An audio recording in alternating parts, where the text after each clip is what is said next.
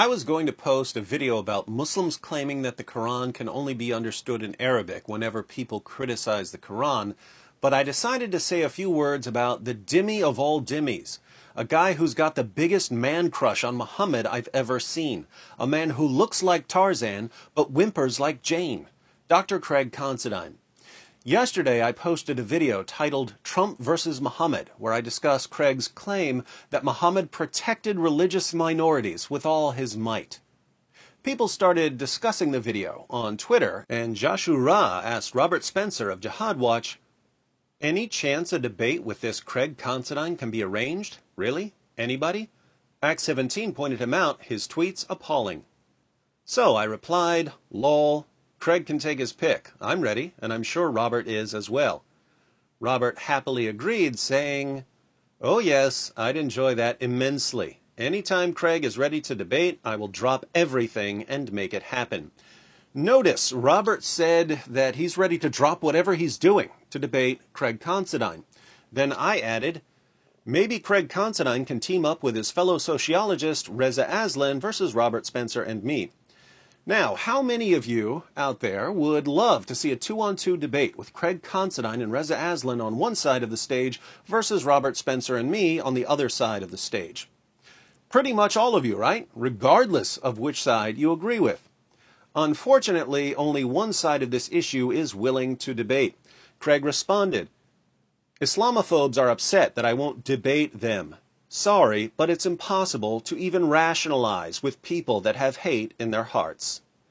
Funny that he chose the word rationalize. I think he meant that it's impossible to reason with us. But if he meant what he said, he's correct. He wouldn't be able to rationalize Muhammad's teachings and actions if we were on stage.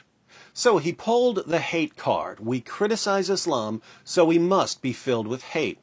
It's not as if we criticize Muhammad's teachings because they call for the oppression of women and non-Muslims and the violent subjugation of the entire world. We must simply be filled with hate. And one day we said, eeny, meeny, miny, mo, we're going to hate Islam. Of course, if criticizing Islam makes us hateful, check out Craig's Twitter page. He's constantly criticizing everyone he disagrees with.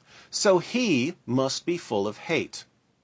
As I conclusively proved in my last video, Craig is a racist. So why would Robert and I be willing to debate a known hate-filled racist when he says that he's not willing to debate people who have hate in their hearts? Apparently, Craig thinks that the goal of debate is convincing the opposing debater, and that's just nonsense. Opposing debaters are usually entrenched in their positions. The purpose of debate is to inform the audience. There are still plenty of people who aren't sure what to believe about Islam and jihad. A debate allows them to hear both sides. They get to hear opening presentations. Then they get to hear each side respond to the other side's presentation. Then they get to hear each side defend their claims against criticism. So audience members walk away informed. They understand why the debaters believe what they believe.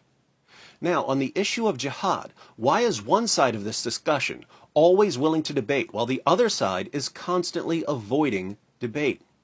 Why does one side want people to hear an open, honest discussion while the other side only wants people to hear their view? Robert Spencer understands that when he debates, people are going to hear his opponents, but he wants that to happen. He wants them to hear both sides. When I debate, I understand that people are going to hear my opponents. I want them to hear my opponents so that they understand the reasons for and against the position. But Islamophiles like Craig Considine and Reza Aslan only want people to hear their side, and they're terrified of people hearing both sides at once. Why is that? Let me put it this way. If two groups disagree with one another on an extremely important issue that affects the entire world, and one of the groups is so confident that they always want people to hear both sides of the story, while the other group will do anything to keep people from hearing both sides of the story, which group do you think probably has better evidence? And when a group just can't allow people to hear both sides presented, doesn't it seem that deep down they know their position can't stand up to scrutiny, and that they're therefore being deceptive when they pretend that the evidence is on their side? Let me know what you think in the comments section.